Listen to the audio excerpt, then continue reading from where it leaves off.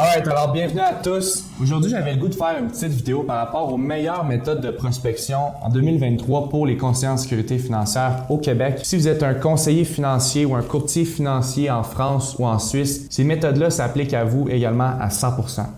Pour ceux qui ne me connaissent pas, Pavel Boissonneau, cofondateur chez Fondaco Média. Dans les derniers 11-12 mois, on a généré environ 24 000 leads qualifiés pour les conseillers en sécurité financière, courtiers en assurance. Puis, on a utilisé beaucoup de méthodes de prospection différentes pour faire ça. Que ce soit l'envoi de cold email, les publicités TikTok, Facebook, Instagram, YouTube, le cold call également. On a un centre d'appel qui fait du cold call pour certains de nos clients. Évidemment, le référencement naturel, c'est aussi une méthode qui est hyper importante. Donc, parmi les 6 méthodes que je viens d'aborder, c'est quoi, selon moi, les meilleures méthodes de prospection en tant que conseiller en sécurité financière en 2023? Première des choses, il n'y a rien qui bat le référencement naturel. OK? Donc, peu importe à quel point vous avez des bonnes méthodes de prospection, il n'y a rien qui va battre le référencement naturel pour la simple et bonne raison que ce sont des leads qui sont ultra chauds et qualifiés parce qu'ils vous font confiance. Donc, la première chose que je travaillerai en tant que conseiller en sécurité financière ou courtier en assurance, c'est le référencement naturel. Donc, comment je peux faire ça? Bien évidemment, il y a différentes méthodes pour faire ça. Je vais rentrer un petit peu dans les détails. Une des masterclass, en fait, qu'on a créées il y a quelques semaines dans notre mastermind de conseillers. Je vais vous parler un petit peu des méthodes qui sont empruntées. Mais l'objectif de cette masterclass-là, en fait, c'était de permettre à nos clients d'aller chercher 7 leads, OK, pour chaque rencontre client qu'ils vont faire. Donc, par exemple, au début de la rencontre, il faut introduire le fait qu'on va demander des références au cours de la rencontre. Tout au long de la rencontre, on va demander à notre client, écoute, normalement, quand je fais mes rencontres clients, il y a toujours des gens qui leur viennent en tête dans leur entourage qui se disent « Hey, cette personne-là, mon voisin, mon frère, ma soeur, ça vaudrait vraiment la peine qu'ils en apprennent plus sur ce qu'on couvre aujourd'hui. » Fait que, au courant de la rencontre, quand ça va t'arriver de penser à ça, tu as juste à m'arrêter, donne-moi le nom de cette personne-là, puis on va poursuivre, puis à la fin de la rencontre, on en discutera ensemble si ça vaut la peine ou non, puis en sache plus à propos de ce que je vais te parler aujourd'hui. Donc ça, c'est un exemple, c'est une bonne manière de l'introduire en début de rencontre. Puis à la fin de la rencontre, vous allez leur demander « Hey, écoute, quand je t'ai fait la présentation, là, on était capable de faire X, Y, Z pour toi. Exemple, on t'a fait sauver 15 $ par mois sur ton assurance. Tu as eu une couverture plus élevée sur ton assurance. On t'a mis un placement qui te garantit X retour. Peu importe ce que vous avez fait de positif pour lui dans la rencontre, vous allez utiliser ça comme levier pour aller chercher des références. Y a-t-il d'autres personnes dans ton entourage qui aimeraient ça sauver 15 $ par mois sur leur assurance? Donc ça, c'est une manière de l'aborder. Puis ce que j'aime encore plus, c'est d'assumer qu'ils ont des personnes à vous donner. Donc, par exemple, qui dans ton entourage que tu as pensé au courant de la présentation qui aimerait ça avoir un placement plus stable ou qui a de l'argent qui aimerait ça placer? Exemple, si vous faites du placement avec ce client-là. Il ne faut pas hésiter à demander ce qu'on veut. Je parlais avec un conseiller récemment qui fait pratiquement $1 million par année. Puis il me dit, tout le monde au bureau me demande tout le temps comment je fais pour toujours rester dans un marché chaud avec du monde riche qui ont de l'argent à placer. Et je leur dis, c'est pas compliqué. Sur mes rencontres clients, je leur dis, qui que tu connais là autour de toi qui est à l'aise financièrement, qui a de l'argent à placer comme toi puis qui aurait besoin de meilleurs rendements. Puis les gens me donnent des références. C'est sûr que si je leur demande pas, j'aurai jamais la réponse. Donc ça, c'est un des sujets qu'on a couvert dans la masterclass à propos du référencement naturel. Vite comme ça, d'autres choses que vous pouvez faire. Vous pouvez appeler leurs bénéficiaires. Vous pouvez demander au moins 3 bénéficiaires. Puis les appeler, juste vous introduire, leur dire « Hey, écoute, j'ai rencontré Pavel la semaine dernière, puis on vous a mis comme bénéficiaire sur sa police d'assurance. Je voulais me présenter parce que si jamais il arrive de quoi, probablement qu'on va devoir discuter ensemble. Donc, je tenais à avoir un premier contact avec vous. Donc ça, c'est une bonne manière d'ouvrir la conversation avant de leur demander, vous, de votre côté, en termes de protection, est-ce que vous êtes déjà bien assuré comme Pavel l'est maintenant? Ou est-ce que potentiellement, ça vaudrait la peine qu'on prenne une rencontre ensemble pour évaluer si vous pourriez être mieux protégé? Donc ça peut être une manière d'aller chercher également des références. Donc, je ne vais pas trop m'attarder là-dessus, mais on a couvert quelques points là, qui permettaient en moyenne d'aller chercher 7 références par rencontre client. L'autre chose qui est intéressante, dans votre book ou dans votre US, comme on dit, ça vaut la peine de faire des campagnes de référence. Donc, vous pouvez faire un concours, exemple, que vous envoyez, si vous avez un CRM complet, un petit peu comme celui qu'on a chez Fondaco, celui qu'on fournit à nos clients, ça vous permet tout simplement de lancer un message vocal, un message SMS ou un envoi d'email à toute votre base de clientèle. Donc, on a des clients qui font des concours. Exemple, je fais tirer une carte cadeau de 500 $ parmi tous les clients qui vont m'envoyer une référence. Pour chaque référence supplémentaire, vous avez une entrée supplémentaire. Fait que ça, si jamais la période est un petit peu morte, je sais pas moi, vous avez 200, 500, 1000 clients, puis ça vous permet d'aller chercher 30, 40, 50 références pour 500$. Généralement, c'est quelque chose de très profitable pour nos clients. Donc, première des choses, concentrez-vous sur vos références. Par contre, le défaut des références, c'est que c'est pas toujours stable. C'est pour ça que les autres méthodes de protection sont importantes également si on veut bâtir une business stable qui nous génère un cash flow stable, des revenus stables en tout temps, puis surtout des revenus croissants.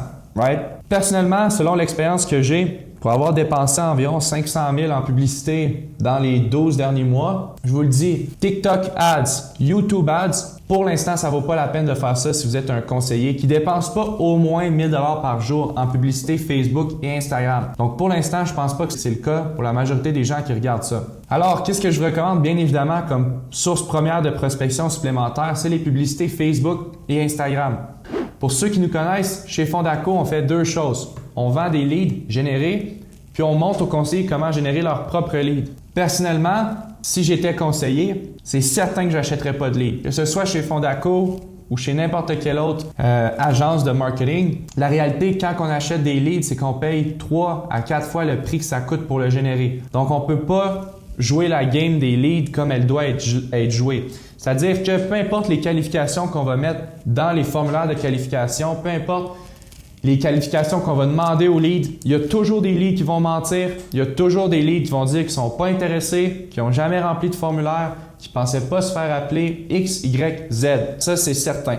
Même s'ils ont été appelés avant par un centre d'appel, puis qu'ensuite sont transférés à vous une fois que l'information est validée, bien, au final, vous payez ce lead-là 85, 100, 125 $, alors qu'il a peut-être coûté 15-20 $ à générer au lead generator. Donc, pourquoi pas vous économiser 4 à 5 fois, en fait, réduire de 4 à 5 fois vos dépenses marketing en générant vos propres leads. La raison, c'est parce que les conseillers ne veulent pas mettre l'effort de mettre ce système-là en place. C'est pour ça qu'on a rendu ça hyper facile pour eux. Généralement, ça leur prend environ 3 heures pour mettre en place tout leur système marketing qui est déjà créé, qui est déjà optimisé par notre équipe. Ça fait en sorte qu'après, au lieu de payer 50, 100 $, 125, 150 $ du lead, dépendamment des fournisseurs, nos clients vont chercher des leads entre 15 et 20 $, parfois même en bas de 10 $ en fonction des qualifications qui sont demandées. Fait que ça a deux avantages principaux. Le premier, c'est qu'on peut jouer la game des leads comme elle est supposée d'être jouée, c'est-à-dire sur le volume. Il y a des diamants dans les leads. Dans la dernière année, on a des clients qui ont closé des commissions de 100 000, 45 000, 34 000, 50 000 avec des leads qui ont été générés sur Facebook pour 10-15 $.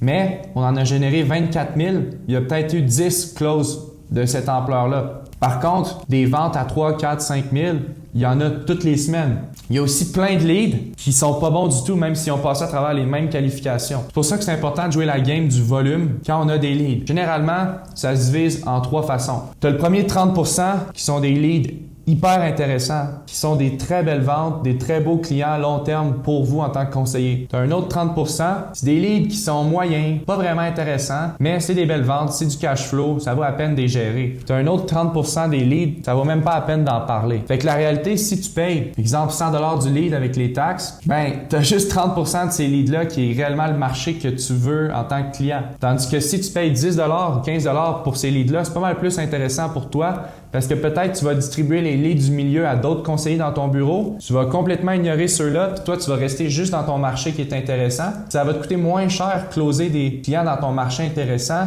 que closer toute cette partie-là quand tu payes pour des leads, right? Généralement, ça revient à 4-5 fois moins cher, qui est pas mal intéressant. Le deuxième point qui est intéressant à propos de générer vos propres leads en ligne en 2023, qui est selon moi la meilleure méthode de prospection supplémentaire après les références, c'est que les gens acceptent de travailler avec vous avant de discuter avec vous. La réalité, quand vous achetez un lead généré chez Fondaco avec nos publicités génériques, c'est que les gens ne voient pas votre visage. Ils n'ont aucune confiance en vous quand vous les appelez. Exemple, je m'appelle Pavel, j'appelle le client, je dis « Ouais, salut, c'est Pavel, conseiller en sécurité financière, c'est moi qui ai reçu votre demande de devis en ligne. » C'est qui lui? C'est qui ce pas rapport-là qui m'appelle, right? D'un autre côté, si vous faites vos propres publicités, puis les personnes voient la publicité de Pavel sur le compte Facebook de Pavel, puis font une demande de devis à Pavel, puis ensuite c'est Pavel qui l'appelle, et là, il y a une relation de confiance qui est déjà là d'avance. Donc, c'est beaucoup plus facile pour vous d'emmener le client sur une rencontre, puis éventuellement de transitionner ce client-là vers une vente. C'est ça qui est intéressant à propos de générer vos propres leads. Moi, je vous dis ça, mais bien évidemment, on offre les deux services. Donc, j'ai aucun souci à offrir les deux, puis on le dit à tous nos clients. Par contre, c'est beaucoup plus intéressant en tant que conseiller de générer vos propres leads pour 4 fois moins cher. Surtout en sachant que ça vous prend seulement 3 heures mettre ça en place une seule fois. Donc, à ce niveau-là, c'est assez intéressant. Pour ce qui est des autres méthodes de prospection comme l'envoi d'emails, cette méthode-là, à moins que ce soit dans votre clientèle existante ou que vous ayez fait une publicité. Exemple, vous pouvez faire une publicité, encore une fois, c'est vous qui devez faire votre propre publicité en donnant un guide gratuit sur comment économiser de l'argent en 2023, comment se faire un budget en 2023. Les gens écoutent ça, puis ensuite de ça, ils vont télécharger. En échange du téléchargement, ils vont vous donner leur email. Vous auriez le droit de leur envoyer des cold emails. Par contre, c'est complètement interdit par la loi de faire l'envoi d'emails massifs à des gens qui ne l'ont pas demandé.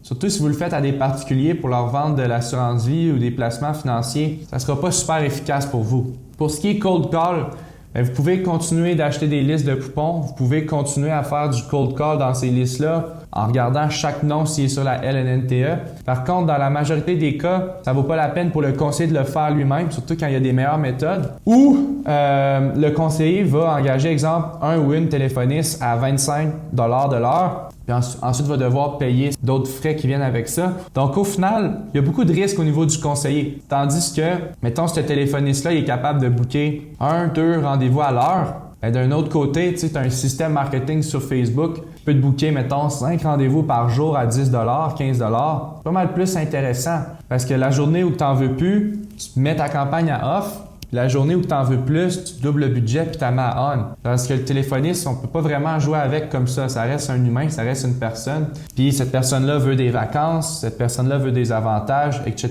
Tandis que Facebook, lui, est toujours disponible. C'est un petit peu mes idées principales qui me viennent en tête quand à la prospection pour les conseillers en sécurité financière en 2023. J'espère que vous avez pu aller chercher un petit peu de valeur dans tout ça. Dans l'éventualité où c'est le cas, ça m'a fait plaisir puis je vous souhaite une excellente fin de journée.